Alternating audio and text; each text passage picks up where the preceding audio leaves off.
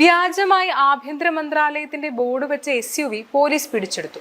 വ്യാജ IB ഉദ്യോഗസ്ഥരടക്കം 4 പേർ ഡൽഹിയിൽ അറസ്റ്റിലെന്ന വാർത്തയാണ് ഡോക്ടർ ഭാർഗവറാം തന്റെ ഫേസ്ബുക്ക് കുറിപ്പിലൂടെ പറയുന്നത്.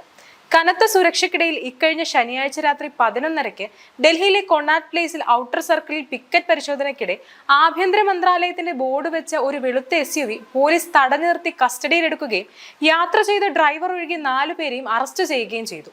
വാഹനത്തിനകത്തിരുന്ന 4 പേരിൽ ഒരാൾ IB ഉദ്യോഗസ്ഥനാണെന്ന് അവകാശപ്പെട്ടപ്പോൾ മറ്റു 3 പേർ അയാളുടെ അംഗരക്ഷകരാണെന്നാണ് പരിചയപ്പെടുത്തിയത്. 4 പേരെയും പിടികൂടി കേസെടുത്തതായി പോലീസ് പറഞ്ഞു.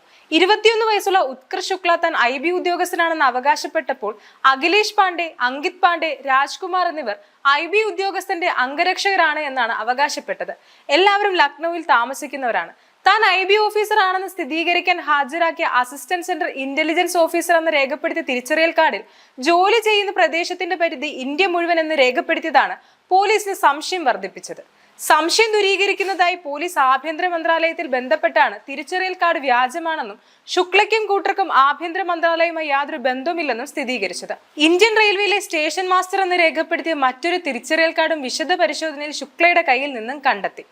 4 പേരെയും തനിക്ക് അറിയില്ലെന്നും അവർ ലക്നൌവിൽ SUV വാടകയ്ക്കെടുത്തതാണെന്നും ഡ്രൈവർ പോലീസിന് മൊഴി നൽകി. തുടർന്ന് വ്യാജ ID കാർഡുകൾ, വാഹനം, ശുക്ലയുടെ മൊബൈൽ ഫോൺ, ലാപ്ടോപ്പ് എന്നിവയുടെ ഉൾപ്പെടെയുള്ള എല്ലാ ഇലക്ട്രോണിക് തെളിവുകളും പോലീസ് പിടിച്ചെടുത്തിട്ടുണ്ട്. 4 പേർക്കെതിരെയും കർശന വകുപ്പുകൾ ചേർത്ത് പോലീസ് കേസുകൾ ചാർജ് ചെയ്തിട്ടുണ്ട്. News desk IBN Malayalam.